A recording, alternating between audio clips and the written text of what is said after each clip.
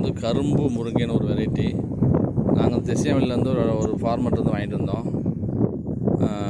மரத்துக்கு 100 காய்க்கு மேலே கிடக்குது.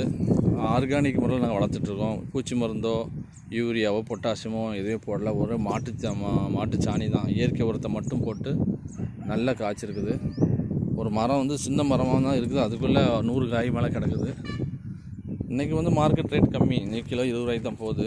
ஆனால் இது ஆர்கானிக் முறையில் பண்ணுறதுனால நாங்கள் வந்து டைரெக்டாக தெரிஞ்சவங்க மூலமாக சேல்ஸ் பண்ணுறோம். ஒரு காய் 5 ரூபாய்க்கு போகுது. அது நல்ல டேஸ்ட்டாக இருக்குங்க.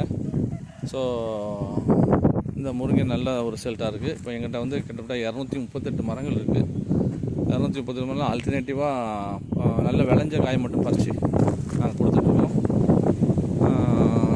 யாரும் விசேஷங்களுக்கு, கல்யாணத்துக்கோ விசேஷங்களுக்கு, ஹோட்டலுக்கு யாரும் தேவைப்பட்டால் நீங்கள் அணுகலாம். உங்களுக்கு நாங்கள் எவ்வளோ காய் வேணும்னாலும் பறித்து கொடுக்குறோம்.